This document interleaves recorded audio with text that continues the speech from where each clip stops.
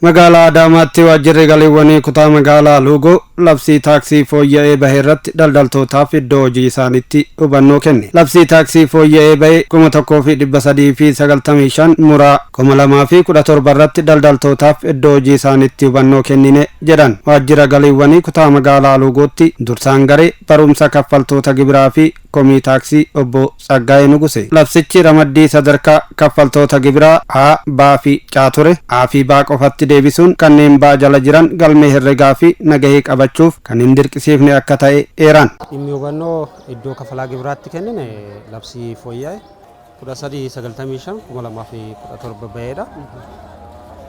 Isarratti iddoo kafalaa gibiraatti dhufne hubannoo isaan ilaallatu kafalaa gibiraa hojii sibiilota isaan ilaallatu itti kennineera. Labsii kanaan fooyya'insi taasifame tokkoffaan sadarkaa kafalaa gibiraa kan duraan 3 ture amma 2 godheera. A fi B qofa godheera. Duraan sadarkaan ture abacaa ture caa hambiseet A fi B godhe amma sadarkaan A nagahee qabachuuf ni dirqamu galmee herreegaa sanadoota adda addaa qabachuuf ni dirqamu.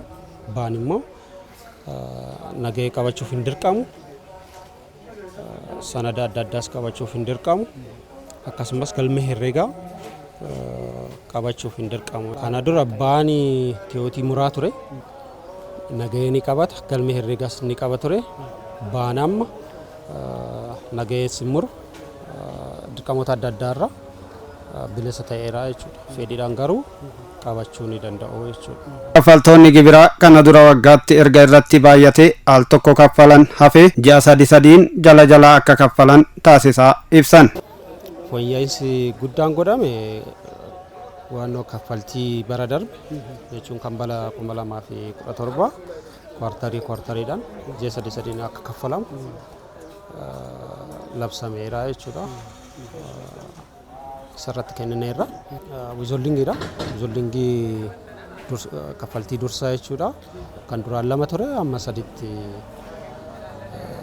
ol guddiseera. Gurgurtaa yoo ta'e hanga 20% parsantii 3 muraa.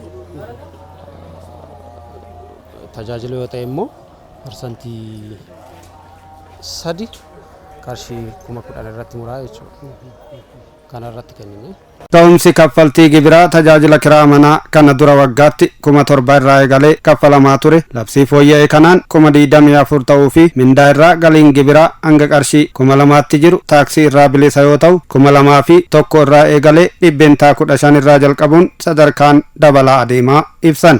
Labsichi waliin dha'iinsa taaksii hambisuun galiin mootummaa qixa sirriin akka sassaabamu gochuu madditti loogii labsitti hirkatee mul'achuu danda'u hambisa waan ta'eef itti gammanneerra jedhan daldaltoonni dubbifne. ለኛ በጣም ችግር ነበር። አሮጌ ብረት አብረን ነው የምንሰራውና ደረሰ ለማዝ በጣም እንቸገር ነበር። እዛም የምንገዛበት ቦታ እንደዚሁ አሮጌ ብረት አብረን ነበር የምንለቃቀመው ከየቦታው። ስለዚህ አሁን ይሄንን መንግስት አስቦለኝ ይሄን ስላደረገ እግዚአብሔር ይባርካቸው ላለኝ። አሁን ደግሞ ለወደፊቱ ይሄ ክፍያው በየ3 ወሩ ክፈሉ ስላለን በቃ ለኛ በጣም ቆንጆ ነው። በፊት ግን ሐምሌና ነሐሴ እስከ ነሐሴ 30 ነበር ምን ከፍል አንድ ያመቱን ክፍያ አሁን ግን በ4 ስለከፈለልን ይሄንንም እግዚአብሔር ይመስገን ብዬላለሁኝና ስለዚህ አሁን ለኛ ስላሰባችሁልን ይሄን ነገር ስላደረጋችሁልን ተዋይታችሁን ስላደረጋችሁ እግዚአብሔር ባርካችሁ ላለው በቃ አመሰግናለሁ። መንግስትን ከኛ ሳቲ ከነቲ ኑ ውበቴ ወንተ እንደ ወንተ ጅሩ እንደ ኑ ውበቴ ደረጃ ከነረ ኑ ከቀብሲቶ ባየ ገመን እስንስ ባየ ገለቴፈን ግን ማልኔ አስረት በየ3 ወሩ ኑታው ፊ ደስ ኑትዬ ነው ማዲፊ አቅሚ ከኛራን ከንከየ የቹዳ ወጋ ተኮት ብሪያም ከና ፊዱራ የቹር ጀሰዲሰዲን ከነ ከፈላቲ ስሬፋጀቹ ኑፍ ገመቹዳ።